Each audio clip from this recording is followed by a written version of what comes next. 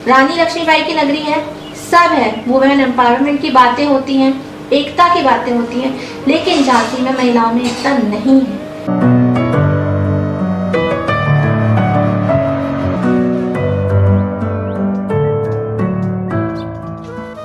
Banjara beat में आपका स्वागत है। मैं हूं ज्योति प्रकाश खरे। आज हम आपको मिला रहे हैं एक ऐसी समाज सेविका जो ज़्यादा नाम और ज़्यादा दिखावे में विश्वास रखती हैं। वो अपने काम में बहुत एक टीम के स्पिरिट से काम करती हैं और उनका काम अपने आप में बोलता है। चलिए पूछते हैं कि उन्होंने अब तक किया क्या है।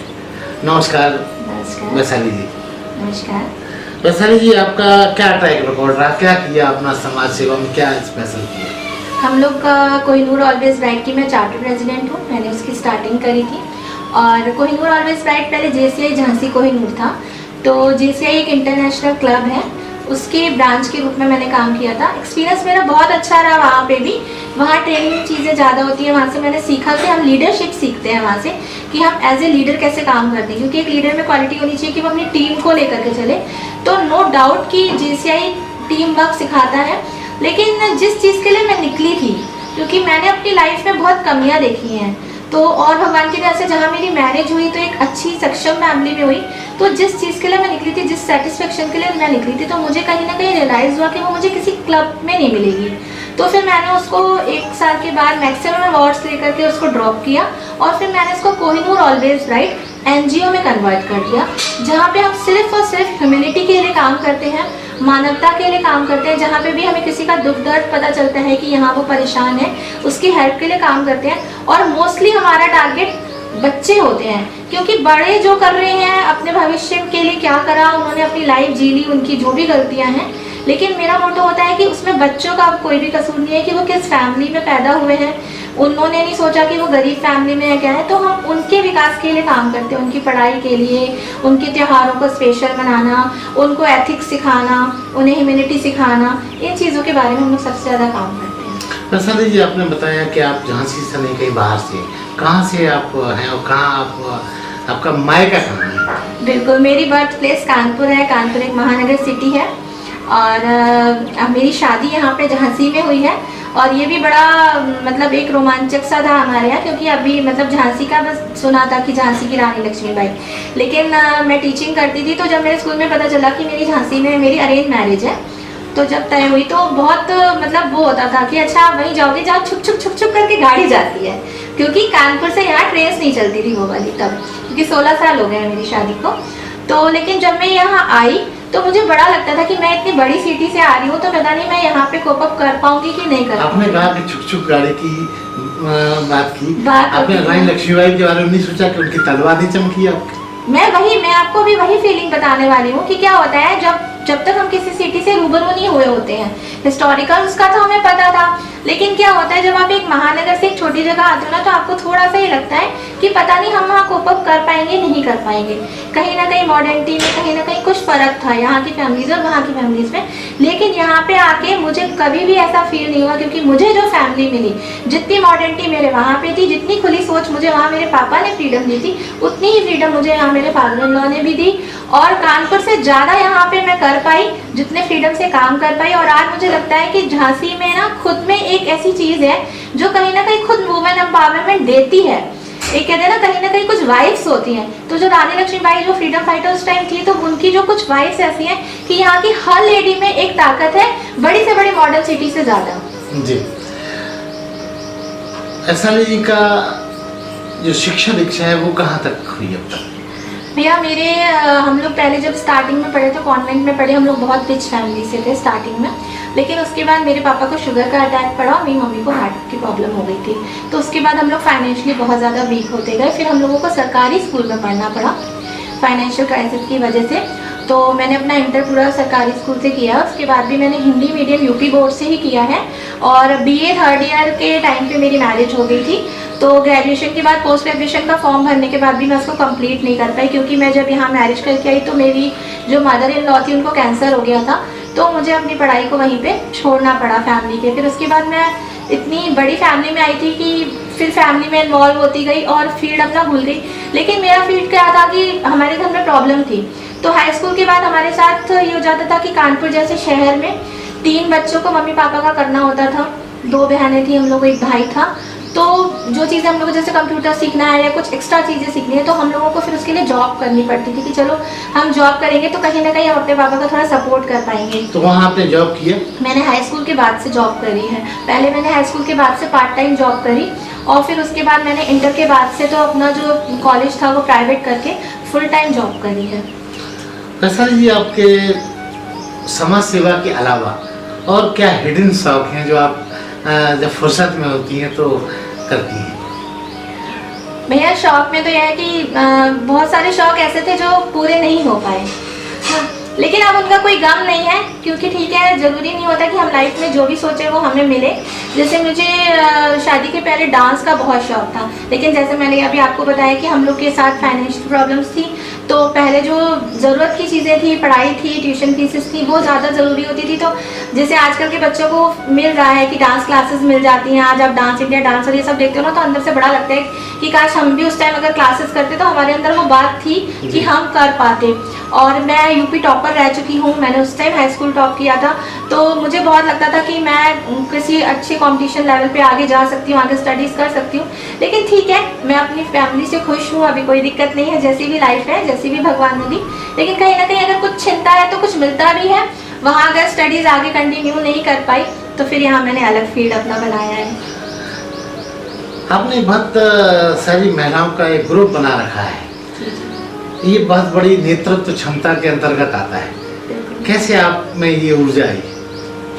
मैंने अभी बताया था भैया कि ये चीज़ मैंने देखी, जहाँ से हम हमें सीखने की कोई उम्र नहीं होती है और जहाँ से हम कोई चीज़ सीख रहे हैं तो हमें उसे हमेशा एक्सेप्ट भी करना चाहिए कि चीज़ हमने यहाँ से सीखी है। हालांकि अभी मैं JCI का हिस्सा नहीं हूँ, मैं उसको ड्रॉप कर चुकी हूँ, लेकिन फिर भी मैं उस चीज़ के लिए JCI को थैंक्स बोलना चाहूँगी क्योंकि JCI में लीडरशिप क्वालिटी सिखाई जाती है। जो हमारे सीनियर्स होते हैं, अगर हम कहीं पे भी अटकते हैं तो हमें टाइम टू टाइम हमेशा बताते हैं कि आप ऐसे इस प्रॉब्लम से निकल सकते हैं, आप ऐसे अपनी टीम को कन्विंस कर सकते हैं, ऐसे। तो वहाँ से लीडरशिप आती है। लेकिन हाँ, एक बात मैं आपको ये ज़रूर बताऊंगी कि एक लेडीज़ NGO चलाना कहीं ना कहीं बहुत चैलेंज है। अगर आप कंबाइंड NGO चलाते हैं जिसमें जेंट्स भी हैं, बॉयज़ भी हैं, बहुत ईजिली आपकी टीम बन जाती है। NGO में सिर्फ महिलाओं का, सिर्फ महिलाएं हैं और सिर्फ महिलाओं को निकालना बहुत मुश्किल हो जाता है क्योंकि महिलाओं के साथ इतनी जिम्मेदारियां होती हैं, उसमें से हमें बहुत मुश्किल से उनको अपने घर से निकालना पड़ता है कि आज ये कार्यक्रम में आप आइए, उनको बहुत मोटिवेट करना पड़ता है। जबकि अगर बॉयज़ और जेंट्स होते हैं तो वो लोग फिर भी अपने समय में से निकाल लेते हैं क्योंकि उनके ऊपर सिर्फ बाहर की जिम्मेदारी है, लेकिन एक लेडीज़ के ऊपर हर तरफ की जिम्मेदारी है। और मैं तो सैल्यूट करती हूँ उन सारी लेडीज़ को कि अगर पूरे घर के बाद अगर वो मुझे अपना 1 घंटा भी देती हैं, अगर वो इतना भी उन्हें मैं मोटिवेट कर पाई हूँ तो वो लेडीज़ भी मेरे लिए रिस्पेक्टेबल ही है। वैशाली जी, आपने समाज सेवा के दौरान उल्लेखनीय क्या क्या कार्य किए जो आपको याद किए जाते हैं, जिनकी वजह से आप याद की जाती हैं? 6 साल पहले जब हम लोग ने कोहिनूर ऑलवेज ब्राइट को JCI से कोहिनूर ऑलवेज ब्राइट किया था, उस टाइम अगर आप याद करें तो जितनी भी संस्थाएं थी मोस्टली आश्रमों में जाके काम करती थी, किसी पर्टिकुलर जगह जाती थी, मंदिर के बाहर या ऐसे करके, लेकिन बस्तियों में लोग नहीं जाते थे। और स्लम बस्तियों में बिल्कुल नहीं जाते थे और रोड किनारे काम नहीं करते थे। और जब मैंने किया था तो इस बात के लिए मेरे लिए मतलब गलत भी बोला गया। जो बहुत हाई सोसाइटी से थी, स्टैंडर्ड वाली फैमिली से थी, बिल्कुल कार से उतर के सीधे आश्रमों में दान करते थे। क्या गलत बोला गया? उन्होंने यही बोला कि अरे आप उसके साथ जुड़े हो, वो तो सड़क पे कहीं भी खड़े होके काम कर, हमारी फैमिली में तो ये नहीं होता कि सड़क पे खड़े होके काम करें। अरे वहाँ उन बच्चों में गई, वो लोग तो गांजा चरस ये काम करते हैं, उन लोगों के लिए आप कितनी भी हेल्प कर लोगे उनका कुछ नहीं होना, आज आप दे के आओगे कल फिर वो आपको वैसे ही मिलेंगे, बिना कपड़ों में के मिलेंगे। बहुत निगेटिव रिस्पॉन्स आया। मतलब मेरी जो 40 की टीम थी JCI के टाइम पे, वो घट के 10 पे पहुंच गई क्योंकि 30 लेडीज ऐसी थी जो ऐसी जगह पे काम करना नहीं चाहती थी, या अगर चाहती भी थी दूसरों की वजह से, और अगर चाहती भी थी तो उनकी फैमिली में प्रॉब्लम आती थी। जैसे कुछ अनमैरिड गर्ल्स भी थी जो क्लब में तो थी, मतलब क्लब को वो शान समझते हैं, और जब हम NGO में वर्क करते हैं तो वो कहते थे नहीं आगे आपकी शादी होगी, आप सड़क पे काम कर रहे हो, पता नहीं आपके इन लॉस पसंद करेंगे नहीं करेंगे। बहुत प्रॉब्लम्स आई। मैं बता रही हूँ मेरी 40 की टीम 10 पे पहुँच गई जब मैंने स्लम एरिया में काम किया। लेकिन आज मुझे बड़ी खुशी होती है कि जब मुझे स्लम एरिया में काम करने में नोएडा से और बाहर से इतने अवार्ड्स मिले और सब कुछ हुआ, तब आज झांसी की हर संस्था स्लम एरिया में जाती है। और तो आप ने बताइएगा कि आपने क्या किया और इसके अलावा जिसकी वजह से आप इतनी विख्यात हो गई? जैसे कहते हैं ना कि लोग बोलते हैं कि आज हमने पेड़ लगाए, तो उनको लगता है कि हमने एक बार पेड़ लगा लिया और हमारा काम हो गया। ये समस्या बहुत बड़ी है, ग्लोबल वार्मिंग की जो समस्या है, और वृक्षारोपण का काम जो होना है वो बहुत बड़े स्तर पर होना है। बहुत बड़ी बड़ी स्कीमें भी आती हैं, बोलते हैं इतने वृक्ष लगाएंगे, ये जगह लगाएंगे, अब मैं नाम नहीं लेना चाहूँगी, ठीक है। तो बहुत चीज़ें होती है, लेकिन वो सिर्फ कागजों में रह जाती हैं। इस बात को मैं बिल्कुल बोलूँगी कि सिर्फ कागजों में दिखती है। आप बताइए, अगर इतने बड़े बड़े प्रोजेक्ट आते हैं, अगर हर साल इतने लगे होते तो आज वो पेड़ कहाँ हैं? नहीं, पेड़ कुछ दिनों बाद मर जाते हैं। मर जाते हैं क्योंकि ये प्रोसीजर लंबा है। पेड़ों को लगाने से ज्यादा उनका संरक्षण जरूरी है। जो पहले से हम पहले उनकी जो कहते हैं ना कि हमारे पास जो चीज है घर में, हम पहले उसे तो संभाल लें, नया तो हम फिर ले ही लेंगे। नया भी जरूरी है, संरचना भी जरूरी है, लेकिन जो चीज है वही नहीं संभल रहे हैं। तो हम लोगों की संस्था ने ये काम स्टार्ट किया था कि हम लोग जैसे हमारा ये स्टार्ट होगा टाइम गर्मियों का, तो हम लोग क्या करते थे कि पेड़ों पे मैसेजेस, अभी भी आपको बीकेडी पे हमारे पेड़ों पे कोहिनूर के मैसेजेस दिखेंगे कि पेड़ मत काटो, वृक्षों को बचाओ, ये भी करते थे। और हम लोगों का जो गो ग्रीन मिशन चल रहा है, 4 साल से चल रहा है, स्टार्टिंग के 2 साल हम लोगों का भी वैसे ही। क्या होता है, जब आप स्टार्ट में आते हो ना, तो आप वही करते हो जो आप अपने अगल बगल देखते हो लोग कर रहे हैं। फिर जब आप अनुसरण करते हैं, सीखते हैं, सीखने की कभी भी उम्र खत्म नहीं होती है। लेकिन जब हम देखते हैं कि जो हमने, जैसे हमारा भी यही हुआ कि लास्ट टाइम ने तो हमने यहाँ पेड़ लगाए थे, अब तो यहाँ पेड़ है ही नहीं, तो फिर हमें वो सेटिस्फेक्शन नहीं मिला कि फिर तो कुछ हो ही नहीं रहा, तो फिर हर साल यही करेंगे। फिर हम लोगों ने उसको चेंज किया, हम लोगों ने उसको बहुत सारे चरणों में डिवाइड किया। हम लोगों ने उसको नाम दिया गो ग्रीन मिशन। हमारा कोहिनूर में ही सिर्फ ऐसा है जो गो ग्रीन मिशन हर साल चलता है हम लोगों का। हम लोग उसमें सारे पार्ट्स करते हैं, हम लोग पेड़ों को बचाते भी हैं। अच्छा, हम लोग बड़े बड़े मिनिस्टर्स के बंगले के सामने जो पेड़ कट रहे थे, उन पे भी लिख के आगे कि निकले तो वो देख लें कि देखो आप लोगों के सामने तो नहीं कटने चाहिए एटलीस्ट, है ना। और सारे डिवाइडर्स पे भी हम लोग कवर करते हैं। और उसके अलावा हम लोग ये कर देते हैं, अपने सारे मेंबर्स को जिम्मेदारी दे देते हैं कि अब ये 2 पेड़ 3 पेड़, पहली बात तो जब आप 6 लगाओगे उसमें से 3 ही पनप पाते हैं, कि कम से कम इन 3 को आप देखते रहना। तो उसको हम लोग एक तरीके से पेड़ों को अडॉप्ट भी कर लेते हैं करना। और उसके अलावा हम लोग इसमें गो ग्रीन मिशन का दूसरा चरण जो है हमारा, वो पक्षियों को लेकर के है, दाना पानी प्रोजेक्ट। ये भी हमारा हर ईयर चलता है। अभी आप मेरे घर में भी देख सकते हैं, अभी मैंने कुछ टाइम पहले वीडियो भी डाली थी। बड़ा सुकून मिलता है उसमें जब चिड़िया आती है, और आजकल के टाइम में आपको वो गौरैया वाली चिड़िया दिखती भी नहीं होगी। तो ये वाला एक इसमें ये वाला भी रहता है। और थर्ड हम लोग ने हर साल ये भी निकाला हुआ है कि देखिए क्या होता है कि आज हम संस्था से कर लेंगे, वो संस्था से कर लेंगे, लेकिन ये बहुत बड़ी क्रांति लानी है। जो अब लोग अपने घर बनाते जा रहे हैं, चीजें होती जा रही हैं, पेड़ कटते जा रहे हैं, तो ये पर पर्सन को करना पड़ेगा। तो इसके लिए हम लोग ना सेल्फी अवार्ड भी निकालते हैं कि आप एक पेड़ लगाइए और फिर 6 महीने तक कंटिन्यू हमें उस पेड़ की रिपोर्ट देते रहिए। सेम पेड़ आपका कितना बड़ा किया, 6 महीने बाद हम उसे अवार्डेड भी करते हैं उसके लिए। तुलसी जी, जैसा कि आप बता रही हैं कि आपने इतना कुछ किया, तो इन सारे मुद्दों पे कठिनाई कहाँ आती है और फंड्स कैसे आप मैनेज करती हैं? क्योंकि किसी भी काम को करने के लिए मुद्रा की जरूरत होती है। बिल्कुल भैया, फंड्स की बहुत दिक्कत आती है। इसी वजह से बहुत सारे ऐसे कॉन्सेप्ट भी हैं जो मन में है, लेकिन हम लोग नहीं भी कर पाते हैं। लेकिन ऐसा नहीं है, जब हम कुछ अच्छा सोचते हैं ना, तो आप विश्वास नहीं करोगे, आज 6 साल हो गए हैं एनजीओ को करते करते, तो मेंबरशिप नहीं है। सबसे बड़ी बात, हमारे कोहिनूर ऑलवेज राइट की कोई मेंबरशिप नहीं है। जब वो जेसीआई में था, क्लब था, तब वहाँ मेंबरशिप थी, लेकिन जब मैंने इसको एनजीओ में बदला तब से कोई मेंबरशिप नहीं है। लेकिन हमारा हर इवेंट सिर्फ मैं अपना आइडिया डालती हूँ कि हम ऐसा ऐसा करने जा रहे हैं, और मेरी टीम की वजह से ही हो पाता है। मेरी टीम में से हर कोई कह देता मैं ऐसा कर दूंगा, मैं ऐसा कर दूंगा, और वो प्रोग्राम कैसे हो जाता है पता भी नहीं चलता है। कई बार हम सोचते हैं कि ये 5-6 चेहरे हैं जो हर बार हेल्प करते हैं, लेकिन कई बार वो 5-6 चेहरे भी झांसी में नहीं होते हैं, तब भी वो प्रोग्राम होता है। क्योंकि जब अच्छे काम होने होते हैं ना, तो वो भगवान अपने आप जरिए भेजते हैं और वो काम। आपके टीम में कितने क्रिएटिव लोग हैं, कितने सक्रिय लोग हैं? अगर एक्टिव देखें तो 10 to 12 मेंबर्स हैं, और वैसे अगर टीम देखें तो हम 40-50 भी बता सकते हैं। ज्यादातर संख्या महिलाओं की है? सब महिलाएं ही हैं। अच्छा, महिलाएं ही हैं। अच्छा, जहाँ आपने सब कुछ इतना किया है, तो आपको कहाँ कहाँ पुरस्कारों से नवाजा गया? जब मैं जेसीआई में थी तो मुझे वहाँ पे कायमगंज में अवार्ड्स मिले थे, मैक्सिमम अवार्ड्स लेकर आई थी मैं। उसके बाद मुझे मथुरा से भी मिल चुके हैं। उसके बाद आपके कानपुर में हम लोग का जोन कॉन हुआ था, मैं वहाँ पे मैक्सिमम अवार्ड्स लेकर के आई थी। और नोएडा से मुझे अभी अभी मिला है, वुमेंस डे पर मिला है। और इसके अलावा झांसी में भी हर अधिकारी और उससे मुझे अवार्ड्स मिल चुके हैं। पुरस्कारों की जो मैं बात कर रहा हूँ, ये इन दोनों बड़ा ज़बरदस्त प्रभाव है पुरस्कार बांटने का, कोरोना का पुरस्कार, ये वो। क्या मानती हैं कि इससे क्या एनजीओ या करने वाले लोगों की क्रिएटिविटी और बढ़ती है?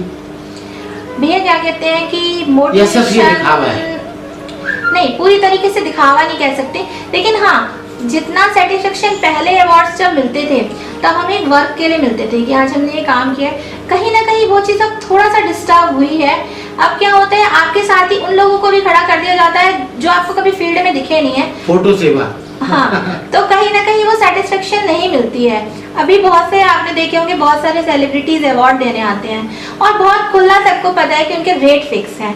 तो मेरे पास भी बहुत ऑफर आए, जितनी बार भी सेलिब्रिटीज आए, और मेरे पास बाहर से भी ऑफर आते हैं, दिल्ली से, और यहाँ पे जितने भी लोग शोज कराते हैं मेरे पास ऑफर आते हैं कि हम किस टाइप के आपको, ऑफर? जैसे वो ऑफर देते हैं कि हम आपको मतलब एक सेलिब्रिटी का, हाँ उसका कुछ जी, मूल्य हम कितना आपके है? एनजीओ का सम्मान इनके हाथों से कराएंगे और सहयोग ये रहेगा। तो मुझे ये लगता है कि वर्क मेरा है ना, तो फिर मेरे को उसको दिखाने के लिए किसी को सहयोग क्यों देना है? मैं सहयोग देने के लिए पूरी तरह तैयार हूँ। अगर कहीं पे कोई समाज सेवा हो रही है, अगर कोई गरीबों के लिए कोई काम कर रहा है, वहाँ कंट्रीब्यूशन आप मुझसे मांगे, मैं बिल्कुल दूंगी, क्योंकि जब मैं कर रही हूँ और अगर दूसरा भी वही अच्छा काम कर रहा है तो मैं उसके साथ भी खड़ी हूँ। लेकिन मैं अपने को ये अवार्ड देने के लिए खुद ही पे करूँ, मैं उस फेवर में नहीं हूँ। इसीलिए मुझे आज तक कभी भी किसी सेलिब्रिटी से अवार्ड नहीं मिला है। हालांकि मेरे पास अभी भी मैसेजेस पड़े हुए हैं, मेरे पास तो आते इसका हैं। आपको अफसोस है?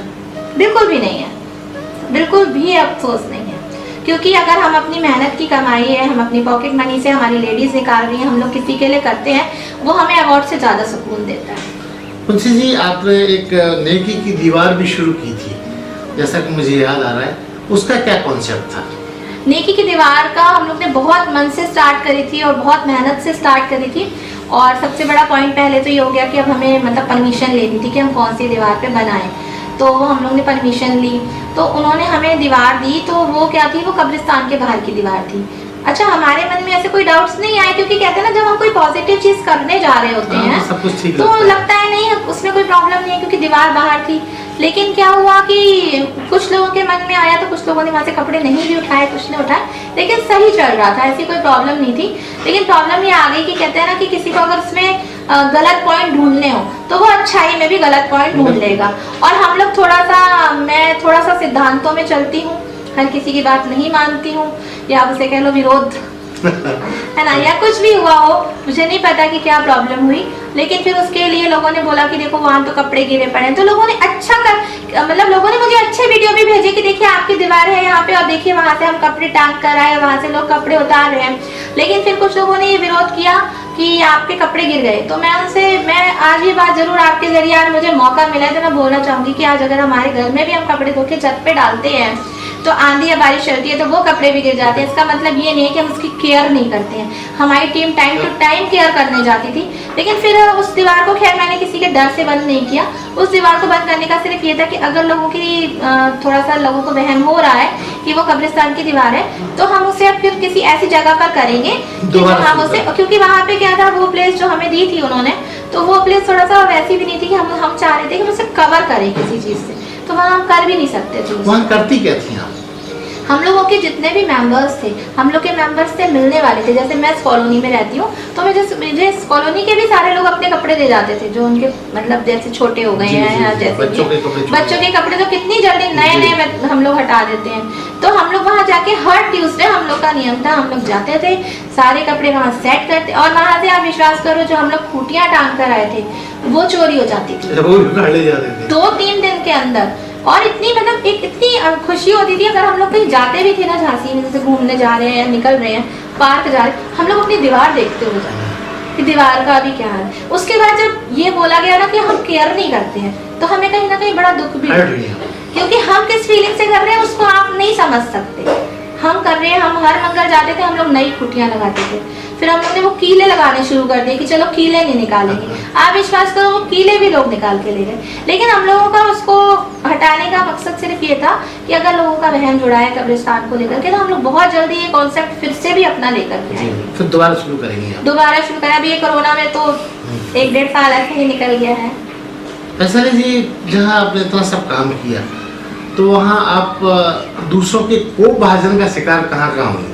क्योंकि जहाँ आपकी दीर्घिकता दिख रही है तो वहाँ ऐसा भी लगता है कि आपके विरोधी भी बहुत होंगे। मेरे विरोधी ही हैं विरोधी ही है, पक्ष में तो बहुत कम लोग होते हैं। प्रॉब्लम क्या है कि मुझे राजनीति पसंद नहीं है, पॉलिटिक्स पसंद नहीं है। मुझे अभी व्यापार मंडल में भी एक पोस्ट मिली तो कहीं ना कहीं मुझे उसमें सेटिस्फेक्शन नहीं मिला। कहीं ना कहीं वो फिर जाके एक पॉलिटिकल फील्ड से जुड़ी थी। मुझे नहीं पता था कि वहाँ पे पॉलिटिक्स है, तो शायद मैं पोस्ट लेती भी नहीं, और मैं वो पोस्ट में रिज़ाइन भी करने वाली हूँ। तो मैं जिस सेटिस्फेक्शन, मैंने आपको बताया ना कि मैंने अपनी फैमिली में बहुत सारी चीज़ें फेस करी हैं। मैं डांस सीखना चाहती थी, फीस की वजह से मैं नहीं सीख पाई। मैं फर्दर स्टडीज़ करना चाहती थी, लेकिन मैंने देखा कि नहीं, मेरी फैमिली के हिसाब से मुझे मैरिज कर लेनी चाहिए। तो मम्मी पापा अभी भी दोनों बहुत बीमार रहते हैं, तो बहुत सारी चीज़ों में मैं कॉम्प्रोमाइज़ करती आई ना। तो मैं बस ये चाहती हूँ कि अब अगर भगवान ने मुझे सक्षम फैमिली में भेजा है तो मैं कुछ ऐसा करूँ कि लोगों को, बच्चों, जो अब मैंने कहा ना, मैं बच्चों के लिए वर्क करना ज़्यादा प्रेफरेंस करती हूँ, क्योंकि बड़े अब अपनी लाइफ के खुद जिम्मेदार हैं। तो बच्चों के लिए मैं करती हूँ कि कम से कम उनको कॉम्प्रोमाइज़ नहीं करने पड़े। तो उसके लिए मुझे NGO ही बेस्ट लगता है, जिसमें मैं समाज सेवा कर सकती हूँ। आप विशुद्ध समाज सेवा में विश्वास रखती हैं, पॉलिटिक्स में विश्वास नहीं रखती? मैं कोई पॉलिटिकल फेस बिल्कुल भी नहीं बनना चाहती, नहीं तो फिर मैं समाज सेविका क्या, किस बात की समाज सेविका? अगर मैं हिंदू मुस्लिम जाति और ये सब करूँगी, बीजेपी कांग्रेस अगर मैं करूँगी, फिर मैं समाज सेविका कैसे करूँगी? वैशाली जी, आपका जो आगे का नया प्रोजेक्ट्स क्या है जिसमें आप सोचती हैं कि बच्चों को, जैसा कि आपने उल्लेख किया कि बच्चों के लिए कुछ करना चाहती हैं, तो क्या ऐसा नया करना चाहती हैं जिससे आपको आने वाली पीढ़ी याद रखेगी? अभी मैंने लास्ट ईयर अपनी वैशाली की नेकी की पाठशाला स्टार्ट करी थी। मैं चाहती थी कि इसमें मेरी पूरी टीम साथ में आए, लेकिन लेडीज़ डेली नहीं निकल सकती, और पाठशाला जब तक डेली नहीं हो तब तक उसका कोई मीनिंग नहीं होता। तो फिर मैंने कहा मैं इसको 2-3 साल से स्टार्ट करना चाहती थी, लेकिन मुझे सपोर्ट नहीं मिल रहा था। क्योंकि आप देखो जैसे क्या हुआ, आज टीम नहीं बन पा रही थी आपकी? टीम भी नहीं बन रही थी, और कहीं से भी कोई सपोर्ट नहीं मिल रहा था, किसी का भी, फंड का, या कोई उसको चाहे कि हाँ ये काम हो रहा है तो उसको हम सपोर्ट करें, वो क्यों नहीं मिल रहा था। उसकी आप एक वजह देखो कि जब हम कोई इवेंट करते हैं तो उसको कवरेज करवाते हैं, तो उस दिन का वो प्रोग्राम हो जाता है, तो उस दिन का उस चीज़ की फेम मिल गई। लेकिन अब हमें पाठशाला चलानी है 365 दिन, तो हम 365 दिन तो वही चीज़ न्यूज़ नहीं करेंगे। तो पहले दूसरे दिन तो लोग आ गए मेरे साथ, फिर जब उन्हें लगा तो रोज ही जाना है, तो धीरे धीरे करके लोग कम होते गए, फिर मैं लास्ट में अकेली बची। मतलब ये महत्वपूर्ण इवेंट्स में फोटो निकलती हैं, फेसबुक की शान बनती है, वो तो ठीक लगता है, लेकिन रोज रोज वैशाली जी की पाठशाला में कौन आए? तो पहले मैंने उसको नेकी की पाठशाला नाम दिया था, और फिर जब कोई नहीं आ रहा था तो मैंने उसे वैशाली की पाठशाला रख दिया, और मुझे लगा कि नहीं ठीक है, कोई नहीं आता तो कोई बात नहीं, मैं उसे कंटिन्यू करूंगी। और मैं कंटिन्यू जाती थी, बस अभी ये कोरोना की वजह से फिर सभी रुक गए, पूरी लाइफ ही सबकी रुक गई है।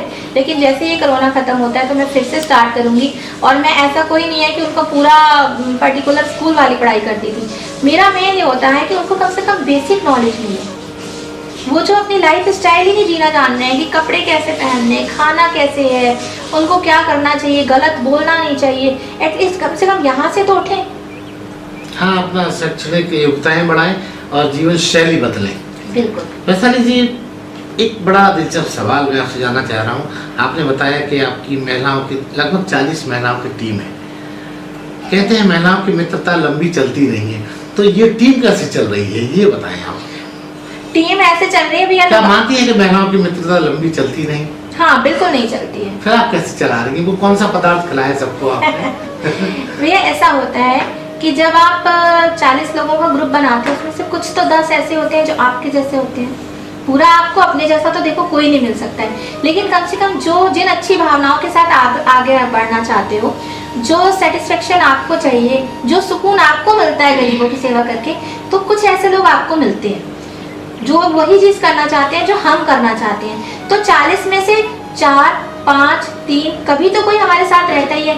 बाकी तो देखिए हर जगह से लोग आते रहते हैं, जाते रहते हैं, लेकिन जो अच्छे काम होते हैं वो हमेशा होते रहते हैं। लेकिन फिर भी मैं एक मैसेज देना चाहूँगी, रानी लक्ष्मीबाई की नगरी है, सब है, वुमेन एम्पावरमेंट की बातें होती हैं, एकता की बातें होती हैं, लेकिन झांसी में महिलाओं में एकता नहीं है।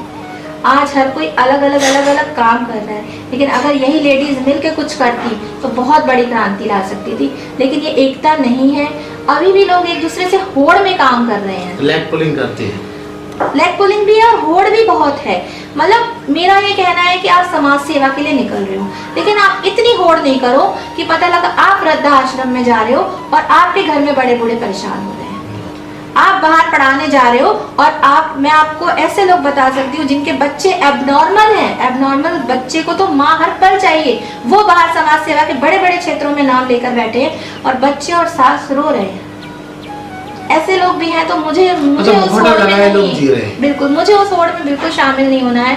तो मैं बहुत बैलेंस बना के, तो मेरे साथ टीम भी वही है जो एक बैलेंस बना के चलती है। क्योंकि देखिए आज अगर मैं अपनी शॉप भी संभालती हूँ इनके साथ, अगर मैं बिजनेस में इनका सपोर्ट नहीं, हमारी बाथरूम सैनिटरी फिटिंग्स की है, अगर हम फाइनेंशियली ही मजबूत नहीं होंगे, है ना, तो हम लोगों की हेल्प कैसे करेंगे।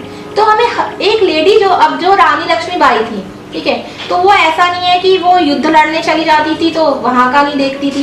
तो अगर सबको उनको आइडियल बनाना है तो फिर पूरी तरीके से बनाइए ना। वो भी तो अपने बच्चे को अपने पीछे बांध के निकली थी, अपने बच्चे को घर छोड़कर नहीं निकली थी। तो इस चीज को यहाँ पे थोड़ी सी कमी है। कमी तो नहीं कह सकते, हो सकता है अपनी अपनी सोच है, पर मेरी नहीं है। वैशाली जी, आपके एनजीओ का जो नाम है वो बड़ा दिलचस्प है। इसकी परिकल्पना आपको कहाँ से मिली और ये कोहिनूर ही क्यों रखा आपने?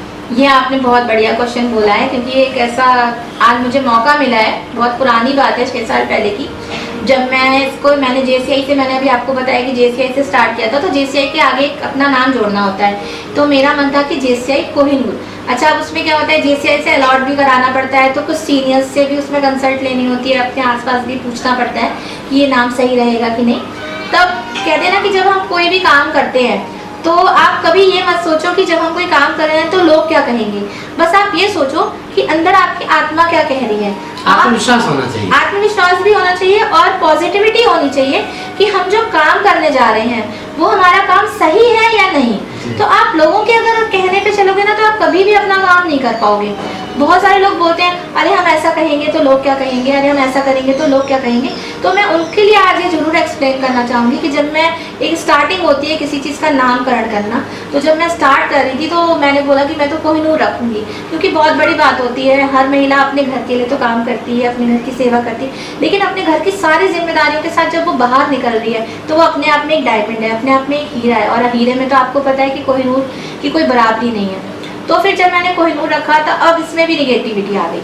अब कई लोगों ने बोला कि नहीं ये तो एक कॉन्डोम की ब्रांड का नाम है ना। तो लोगों, अब आप ये सोचो, कोहिनूर हीरा जो एक समय से चला आ रहा है, आपको उसमें हीरा याद नहीं है और आपको उसमें एक ब्रांड याद है।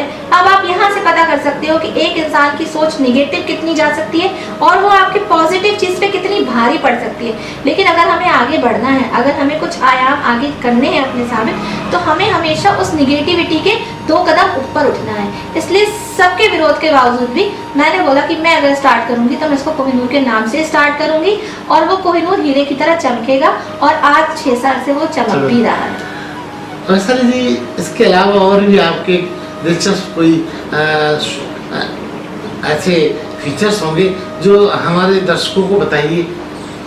बिल्कुल, जैसे कि अभी हम लोग की बात हो रही है तो इतनी देर से आप समझ ही रहे होंगे कि बोलने की क्षमता, तो बोलने में ये होता है कि जब तक आप सोच के बोलते हैं तब तक कभी आप अपने विचार व्यक्त नहीं कर पाते हैं।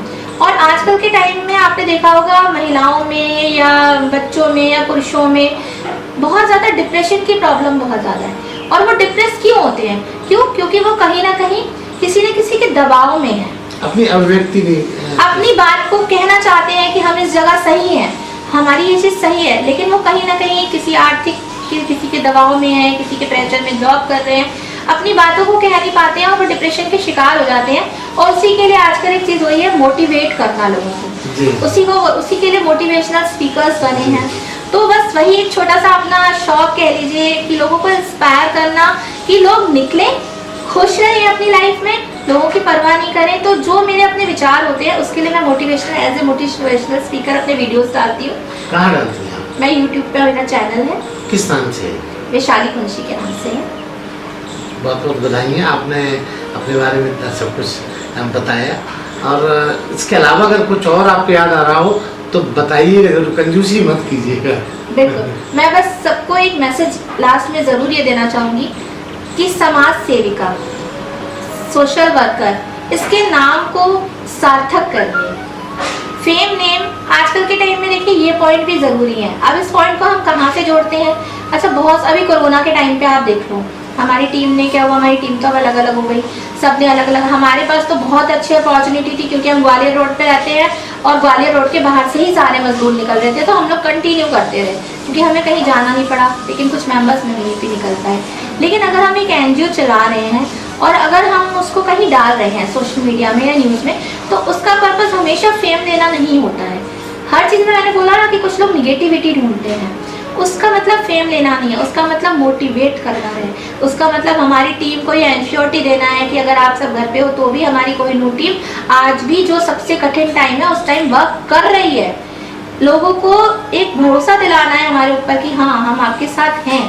बहुत सारे ऐसे लोगों का जिनका हम नाम नहीं बाहर कर सकते थे, हमने उनका गुप्त भी किया, ऐसा नहीं है कि नहीं किया, लेकिन हमने से उसमें से 10% वर्क दिखाया भी कि अगर वर्क देख के, फिर हमारे पास वो वर्क देख के लोगों के फोन आए कि आप हेल्प करते हो, कि आप हमारी कर सकते हो, तो हमने उन लोगों के नाम भी डिस्क्लोज नहीं किए जिनको हमने हेल्प करी।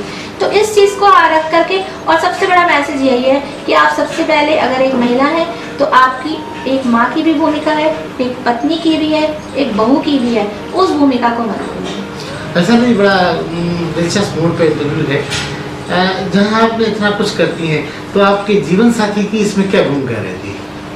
वैसे तो वो बिजनेसमैन है, बहुत बिजी रहते हैं, लेकिन एक होता है ना कि आपका सपोर्ट ये होता है कि वो आपको रोके नहीं।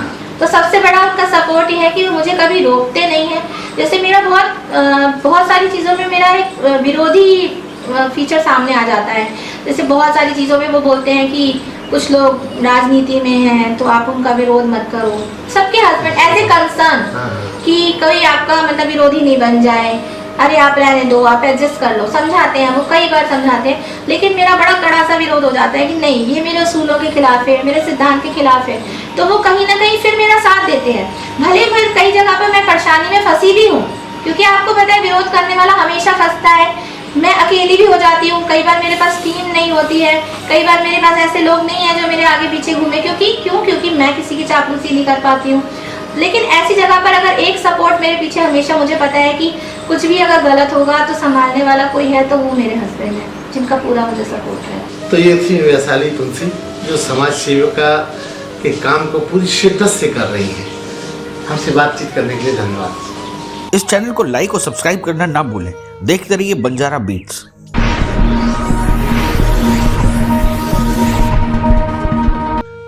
अरे हाँ, इस चैनल को लाइक और सब्सक्राइब करना ना भूलें। देखते रहिए बंजारा बीट्स।